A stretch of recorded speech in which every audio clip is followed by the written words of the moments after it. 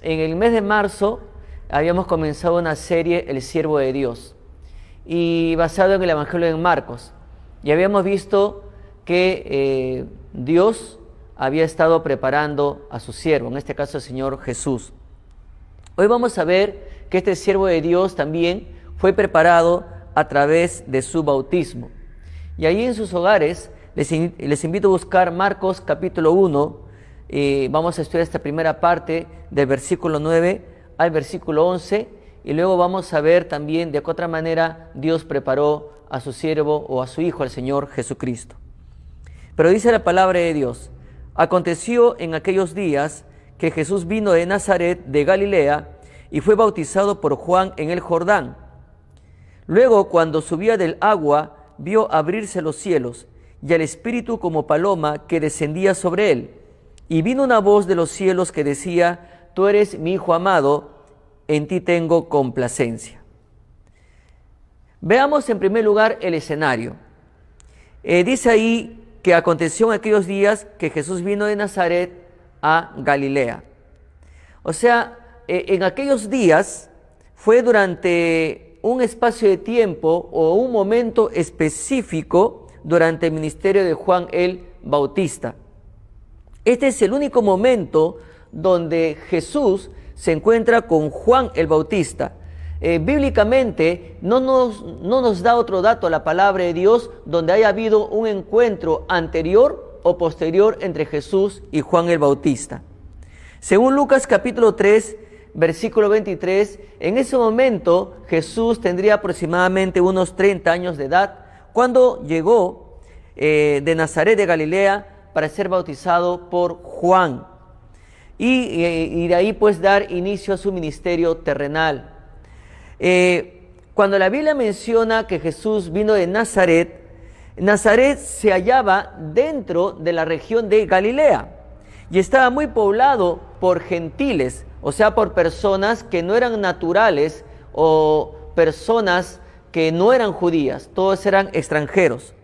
Entonces, Nazaret era desconocida o tenida en poco en esa época. Por otra parte, Galilea había sido conquistada por los israelitas durante el tiempo de Josué y formaba parte del reino del norte. Usted recuerde que hubo una división del reino del norte y el reino del sur. Entonces, cuando el reino del norte cayó ante Asiria, aproximadamente en el año 722 a.C., otros calculan que es el 721, los asirios deportaron a los israelitas y muchos gentiles fueron llevados a vivir en la región. En consecuencia, los judíos de Judá, o sea, los del reino del sur, veían a Galilea e incluso a sus compatriotas judíos que vivían allí con cierto nivel de desprecio o menosprecio. Según Juan capítulo 7, versículo 41, para muchos era impensable que el Mesías pudiera provenir de Galilea. Con indignación preguntaban: ¿de Galilea ha de venir el Cristo? Y tal pregunta revelaba ignorancia pues de la profecía del Antiguo Testamento basada en Isaías capítulo 9 versículo 1 y 2, donde nos dice, ¿no?, que el Mesías vendría de Galilea. Si bien es cierto, nuestro Señor nació en Belén, pero fue criado en Galilea. El hecho de que el Mesías viniera, en este caso, de una aldea insignificante, en una región humilde, al margen, en este caso, de la sociedad judía, era en sí un reproche para el sistema religioso corrupto que dominaba el judaísmo en esa época. Los judíos del siglo I esperaban que el Mesías viniera de Jerusalén, el centro de la vida religiosa judía. En cambio, el Mesías vino de los alrededores, muy lejos de la religión apóstata, ¿no?, esa religión judía que le había dado la espalda a Dios. Entonces, ese es en cuanto al escenario donde se desenvuelven estas cosas. Y entramos a lo que es el bautismo. La Biblia dice: y luego cuando subía del agua, vio abrirse los cielos y al Espíritu como paloma que descendía sobre él. Y vino una voz de los cielos que decía: Tú eres mi Hijo amado, en ti tengo complacencia. Es lo que nos dice el versículo 10 y el versículo 11 del capítulo 1 de Marcos.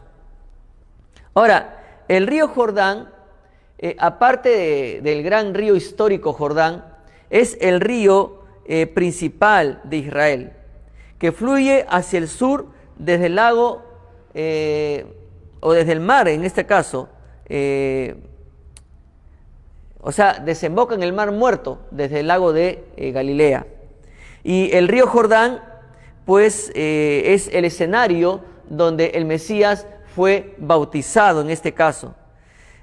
No voy a hablar de Juan, porque Marcos, en este caso, no se centra tanto en Juan como los otros evangelistas. Entonces, cuando estudiamos los otros evangelistas, que sí se toman un tiempo para analizar a Juan, ahí lo vamos a hacer. Pero en este caso, vamos a respetar cómo Dios nos presenta a través de Juan, ¿no? El acto del bautismo de Jesús. Pero fue bautizado por Juan, porque el Espíritu Santo no se centra ampliamente en Juan. Simplemente, después del bautismo de Jesús, Marcos no le da tanto análisis a la acción, pues, en este caso de Juan el Bautista. Y cuando Jesús, más bien, es lo que destaca más Marcos, cuando Jesús sube del agua, ocurrieron tres hechos importantes. El primer hecho que vemos acá es que se abrieron los cielos.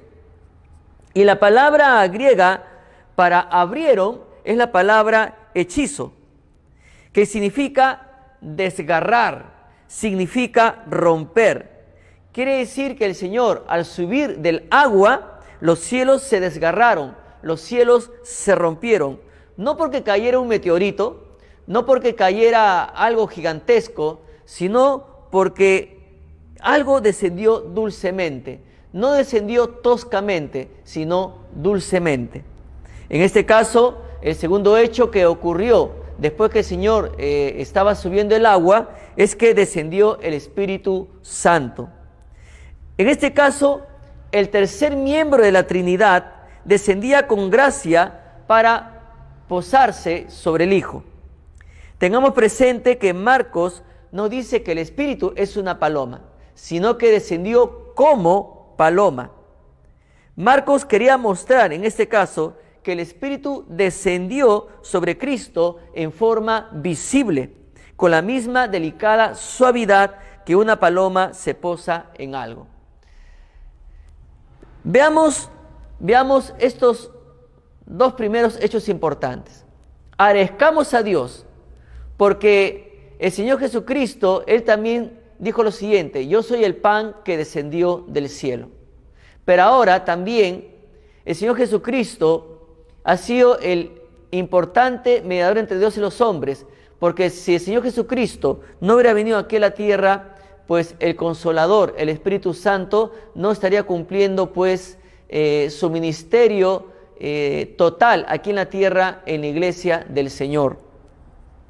Si bien es cierto, la labor del Espíritu Santo o la obra del Espíritu Santo en el Antiguo Testamento era muy específica. Solamente venía hacia una persona, cumplía su propósito y luego se iba. Pero más adelante, después, el gran Consolador se queda permanentemente en la iglesia del Señor. Ahora, en su anticipación del Mesías, el Antiguo Testamento había prometido que reposará sobre él el Espíritu de Jehová, en Isaías capítulo 11, versículo 2.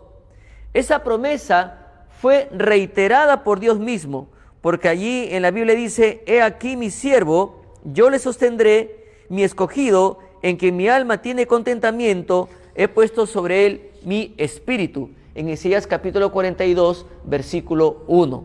Es una hermosa profecía mesiánica que nos habla que el Espíritu del Señor se iba a posar sobre el Hijo de Dios. Ahora, el nombre Mesías o Cristo era un título real que significaba ungido. En el bautismo de Jesús, el Espíritu Santo lo ungió de modo visible, como una declaración pública de su señorío mesiánico. El tercer hecho que ocurrió durante el bautismo de Jesús es que el Padre habló, o Dios mismo habló. Vemos todo el escenario. Cada miembro de la Trinidad estuvo presente en el bautismo de Jesús. Lógicamente, el Hijo, en su humanidad física, parado en medio del agua. Luego tenemos al Espíritu Santo, que descendió de modo visible sobre él como paloma. Y el Padre, que desde el cielo expresó de manera audible su aprobación. Y lo primero que Dios va a confirmar en este momento, cuando Él habla, Dios va a confirmar que Jesús es su Hijo. Y Jesucristo, pues, es el Hijo de Dios. Según el Padre declara aquí, es fundamental esto para el mensaje del Evangelio. ¿Saben por qué? Porque esto pone de relieve la verdad de que Cristo, la verdad que Él es uno en esencia con Dios, poseyendo la misma naturaleza del Padre. Otros que Cristo es Dios y con Dios, según Juan capítulo 1, versículo 1. Pero también Él es el resplandor de su gloria. ¿La gloria de quién? La gloria de Dios, la gloria del Padre. Y la imagen misma de su sustancia, según Hebreos capítulo 1, versículo 3. Pero también Él es la imagen de Dios, según 2 Corintios capítulo 4, versículo 4, y aquel en quien habita corporalmente toda la plenitud de la deidad, según Colosenses capítulo 2, versículo 9. La misma palabra de Dios nos confirma que Jesús es el Hijo de Dios. Hay un versículo que siempre nosotros proclamamos cada vez que evangelizamos.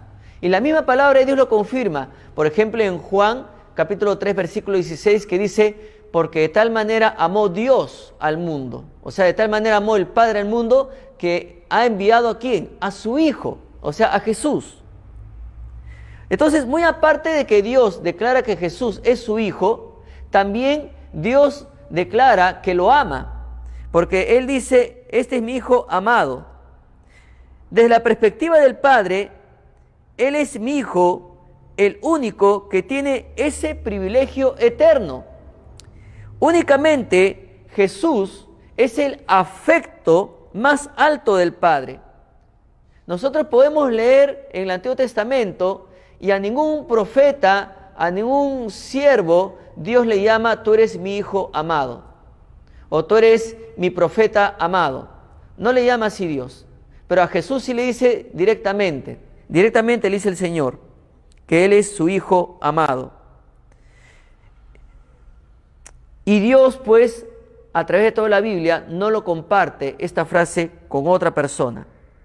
Amado, que viene del griego agapetos, expresa esa relación tan profunda y eterna que el Padre disfruta con el Hijo. Ahora, esto también, estos dos detalles, que es Hijo y que es amado, tenemos mucho que agradecerle a Dios. Porque también, hermanos, si no hubiera sido por la obra de Dios a través de Cristo, hoy nosotros no seríamos también hijos de Dios. Y si Dios no hubiera enviado a su Hijo, no hubiéramos conocido el tremendo amor que Dios tiene para cada uno de nosotros. Por eso que la Biblia dice, porque de tal manera amó Dios al mundo, que ha enviado a su Hijo unigénito para que todo aquel que en Él cree no se pierda, mas tenga vida eterna. Pues hay mucho que agradecer a Dios. Porque el mismo amor ahora que le tiene a su Hijo, ahora Él en su momento lo manifestó a través del Hijo y lo sigue manifestando hasta hoy. Dios ama a todos. Pero también para que ese amor se concrete, uno tiene que confiar en Jesús. Uno tiene que creer en Jesús. Uno tiene que aceptar a Cristo en su corazón para que uno pueda experimentar el perdón, el amor del Padre. Pero también otro detalle que Dios menciona acá cuando habló, le dice a Jesús, en ti tengo complacencia. Jesucristo en este caso estaba complaciendo a su Padre, pero ¿de qué manera? En todo lo que hacía. En este caso en su encarnación. El Hijo se sometió perfectamente a la voluntad del Padre. En una oportunidad un hermano me preguntó, ¿es imposible que un creyente pueda complacer a Dios? El único que puede complacer a Dios es Jesucristo. No. Podemos complacer al Padre. ¿Cómo? Sometiéndonos a su voluntad, como lo hizo Jesús. Él nos ha dado el ejemplo. Él nos reta a seguir sus pisadas. Entonces, nosotros podemos complacer al Padre. Pero también Él complació a su Padre en su muerte, porque en su muerte satisfizo por completo la ira del Padre. Nosotros no tenemos que crucificarnos en una cruz, los que ya somos salvos. Pero sí recordemos que hemos muerto al pecado. Pero si nosotros estamos yendo en pos del pecado, corriendo tras el pecado, jugando con el pecado, entonces no nos estamos sometiendo a la voluntad del Padre, por lo tanto no podemos complacer al Padre. Es importante seguir el ejemplo del Señor. El Hijo se ofrecería como el sacrificio, en este caso definitivo, por los pecadores, y el Padre estaba encantado de recibir tal sacrificio. Como mencioné en su momento, nosotros no somos llamados a crucificarnos, pero sí somos llamados a morir al pecado. Y en el momento que uno acepta a Cristo, uno es libertado, pero también uno tiene que someterse a la voluntad de Dios para no continuar siendo esclavo del pecado. De esa manera, uno puede llegar a ser luz. A la orden es que seamos luz, que alumbremos a todas las personas que estén en tinieblas. Pero si nosotros estamos andando al servicio de las tinieblas, nunca vamos a alcanzar a las personas para que lleguen al conocimiento de la verdad o conozcan la luz que es Cristo Jesús, nuestro Señor. Mis hermanos, en este tiempo de dolor, en este tiempo de pandemia, hoy más que nunca, el mundo necesita saber que Dios los ama, que Dios desea perdonarlos, que Dios desea darles vida eterna, que Dios desea complacerse en todo aquel que confía en Cristo, porque toda persona que ha creído en Jesús, que le ha aceptado como su Rey y Señor, puede complacer a Dios cuando se somete a la voluntad del Padre y anda bajo la guía, el control del Espíritu, mas no bajo el control de la carne. Pero también Dios preparó a su Hijo a través de la tentación. Y Marcos capítulo 1, versículo 12 y 13, dice lo siguiente: y luego el Espíritu le impulsó al desierto, y estuvo allí en el desierto 40 días, y era tentado por Satanás, y estaba con las fieras, y los ángeles le servían. Otra manera que nos presenta entonces el evangelista Marcos es que este siervo de Dios, este siervo del Padre, fue preparado a través de la tentación. Primero vemos que ya fue preparado a través del bautismo, pero también fue preparado a través de la tentación. La gran pregunta es, ¿qué es la tentación? La tentación es la incitación a hacer algo que está prohibido. Puede tomarse como un impulso de los deseos de la carne. Estamos claros de que todo le es lícito al ser humano, pero no todo le conviene, es lo que enseña el apóstol San Pablo. Como toda acción, la tentación trae consigo consecuencias, y en su mayoría muerte espiritual, o lo que nosotros sabemos o conocemos como enfriamiento espiritual, porque nosotros sabemos por la palabra de Dios que el que tiene al Hijo tiene la vida. Cuando uno confía en Jesús, tiene perdón de pecados y vida eterna. Y nosotros sabemos y hemos aprendido también a través del discipulado que si un creyente peca, tiene que arreglar con Dios, pero no pierde su salvación. Entonces, cuando hablamos acá de muerte espiritual, nos referimos a ese enfriamiento espiritual que es consecuencia de andar en la carne, que es consecuencia de alejarse de Dios, que es consecuencia de andar pecado tras pecado, pero de manera ya letal. Hay creyentes que no les afecta pecar. Ahora, nosotros no estamos aquí para decir, Él es salvo, Él no es salvo. Él es salvo porque obedece a Dios. Él es salvo porque peca. Peca, ¿no? No. Los creyentes también no estamos libres de pecar. Pero hay creyentes que ya viven como si fueran inconversos.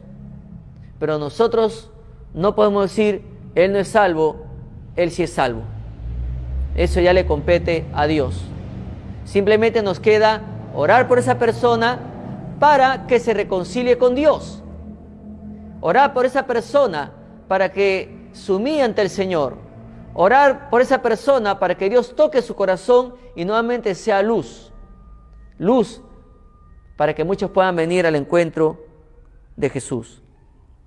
Una de las paradojas visibles a lo largo del ministerio terrenal de Jesús es que todo el camino hasta la cruz fue que vino a la tierra no solo como el rey mesiánico, sino también como el siervo sufriente. O sea, como rey fue exaltado el Señor, como rey fue glorificado, algo ilustrado de manera majestuosa en su bautismo. Claro, Él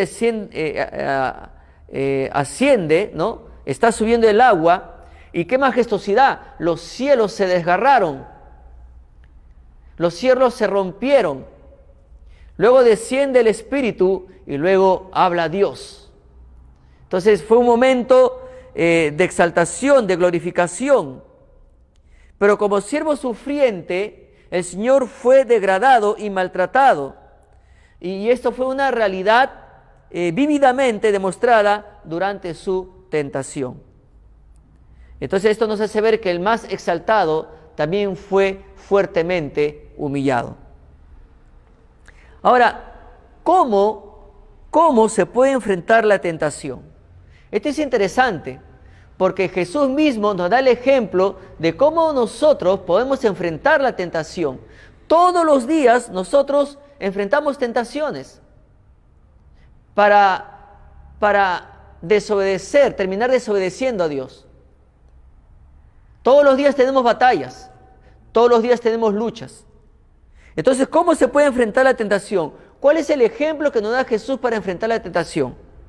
Bueno, en Lucas capítulo 4, versículo 1, nos da la respuesta.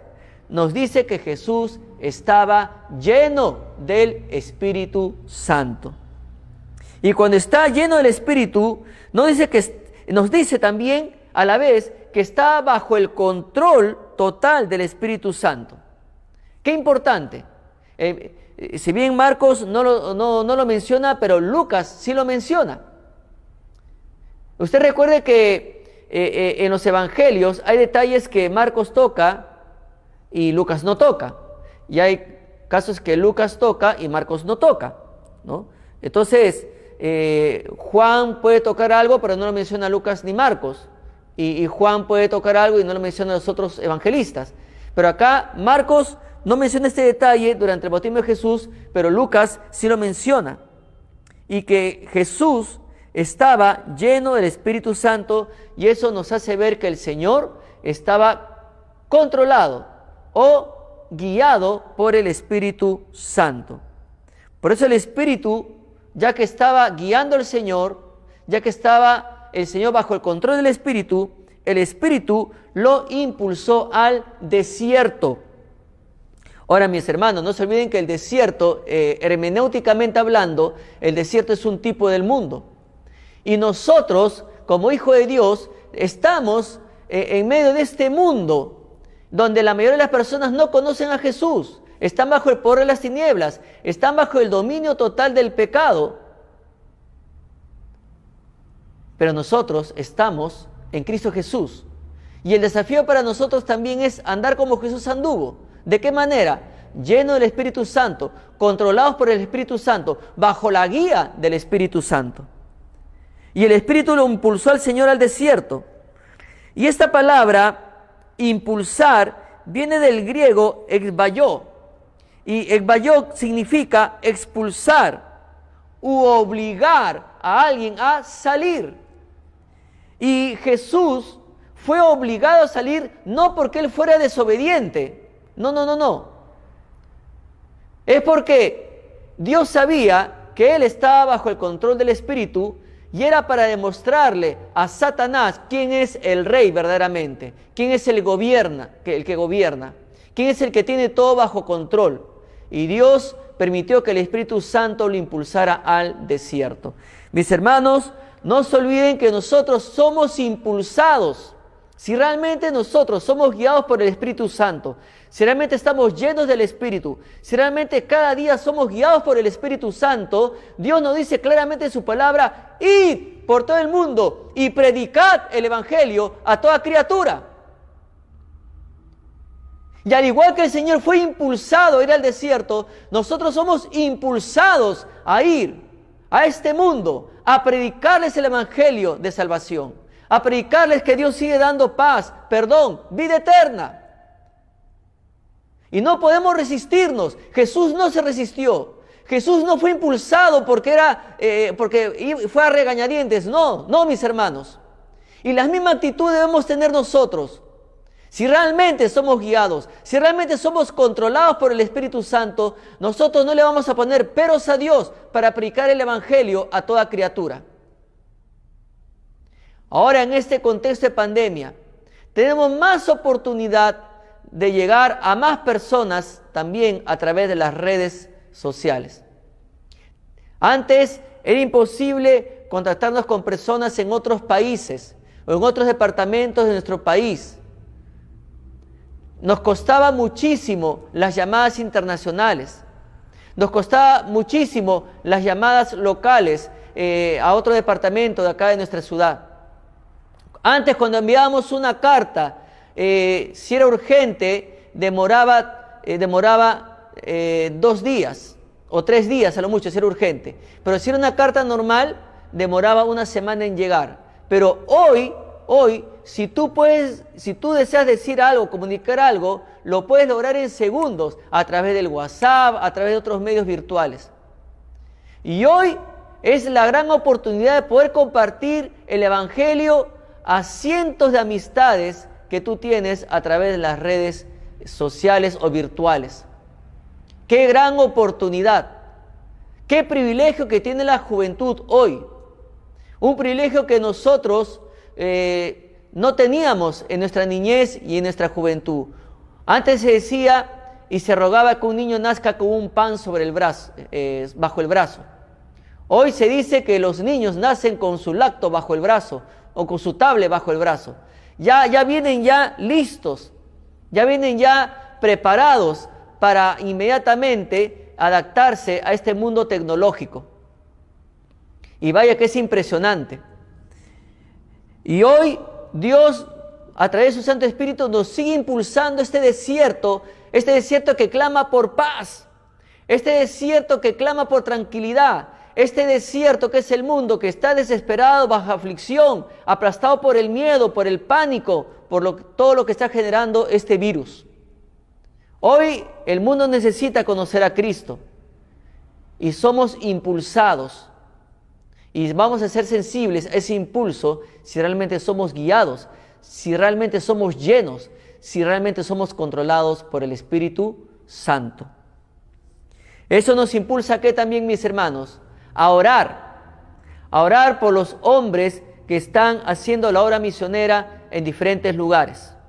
Orar por el pastor Roldán, orar por nuestro hermano John Esteban, orar por otros misioneros que están en diferentes partes del país. Orar por la obra en Cipreses, orar por la obra en Río Seco, orar por ese proyecto que tenía el pastor Roldán en Ayacucho. Hay tantos proyectos que Dios pone en el corazón de un siervo y nosotros tenemos que seguir orando porque en cualquier momento Dios puede abrir puertas y se inicia la obra. Hay muchas iglesias que sus pastores han muerto por este virus y están sin pastor. Y es un motivo de oración. ¿Por qué? Porque el falso maestro que ve una iglesia sin pastor puede entrar disfrazado de oveja y sembrarle la falsa doctrina. Hay muchas iglesias que están pasando por momentos muy difíciles porque sus pastores han muerto. No solamente aquí en Perú, sino en diferentes países de este mundo.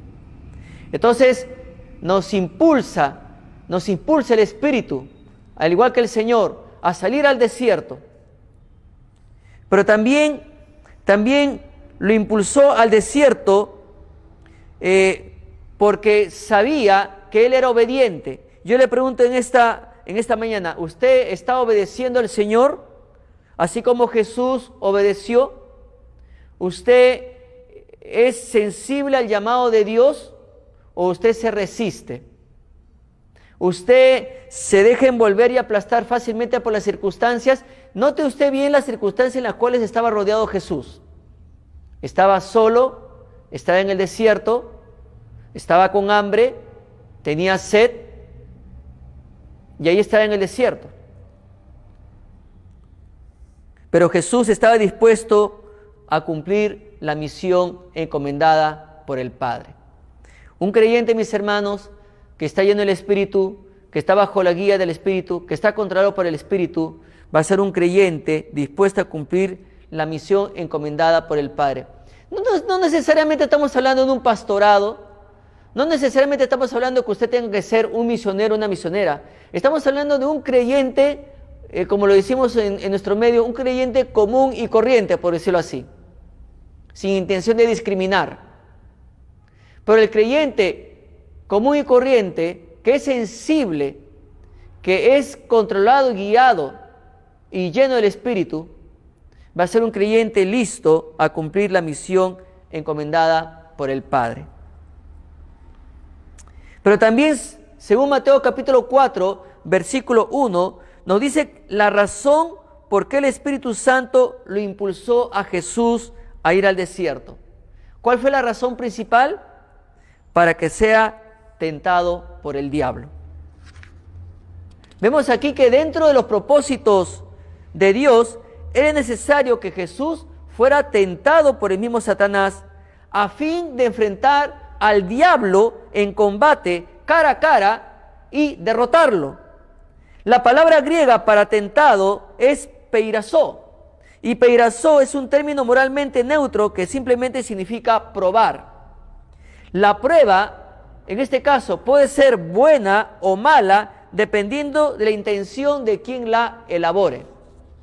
Pues, aunque el Espíritu llevó a Jesús, en este caso, al lugar en que será tentado, es importante observar que Dios nunca es el tentador, porque Santiago capítulo 1, versículo 13 nos dice, cuando alguno es tentado, no diga que es tentado de parte de Dios, porque Dios no puede ser tentado por el mal, en este caso, ni Él tienta a nadie. Entonces, este versículo clarifica que Dios no puede tentar a nadie. Dios permitió, en este caso, que su Hijo fuera tentado con el único propósito de que por medio de su victoria, Jesús pudiera demostrar su absoluto poder y autoridad sobre las artimañas del diablo. La tentación de Cristo no sucedió por voluntad de Satanás, más bien en la voluntad de Dios. Esta fue otra manera, pues, que Dios usó la tentación para certificar que Jesús es su Hijo.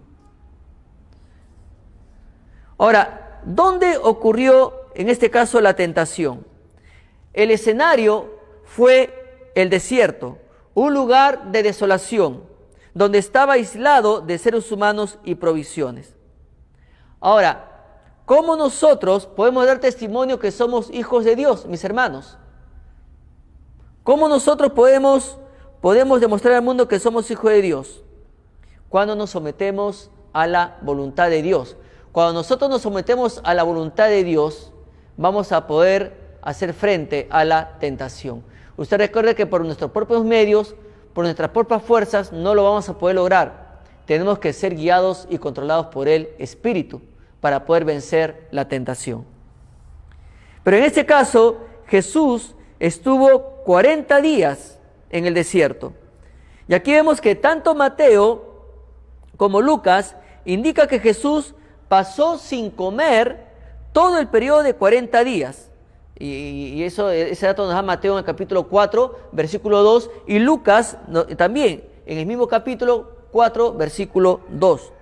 Ahora, el ayuno de Jesús no fue el primer ayuno.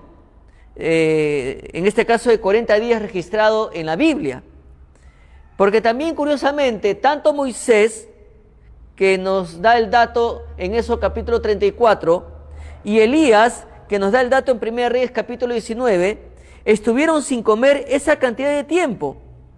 Y curiosamente, es muy interesante que fueran esos mismos dos santos del Antiguo Testamento quienes más tarde se reunieron con el Señor Jesús en la transfiguración, según Mateo capítulo 17, versículo 3. Ahora, el segundo dato es que era tentado por Satanás. En este caso, el primer Adán, ¿no?, fue tentado y cayó en la tentación. Cedió a la tentación.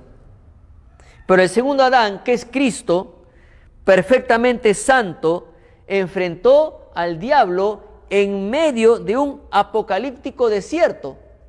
Porque el primer Adán fue tentado en el paraíso, pero Jesús fue tentado en un apocalíptico desierto, un lugar muy distinto pues al Edén. Fue allí en el calor reseco, árido del desierto, que Jesús se encontró solo, totalmente solo y debilitado por el ayuno, acompañado por las serpientes y escorpiones que habitaban en ese lugar. Pero también otro dato que nos da la Biblia es que estaba con las fieras. O sea, esto enfatiza la realidad de que se hallaba totalmente separado del cuidado humano. Esos animales salvajes podrían haber incluido en esa zona leopardos, zorras, chacales y cerdos salvajes. Nosotros, mis hermanos, al igual que Jesús, estamos en este desierto tan peligroso que nosotros le llamamos el mundo. Y el mundo, su sistema, pues en su mayoría de los casos, van a ser de tropiezo al creyente que no está guiado ni controlado o lógicamente lleno del Espíritu. Si el creyente no está lleno del Espíritu, va a caer fácilmente en las tentaciones que le va a presentar este desierto o mundo. Por último, dice que los ángeles le servían. Mateo y Lucas expresan de modo explícito que en realidad Jesús triunfó sobre la tentación que Satanás le puso, emergiendo victorioso de su aislamiento de 40 días en el desierto. Ahora acá la palabra servían viene del griego diaconeo, y esta palabra griega indica que esos ángeles proveyeron en ese momento, después de la victoria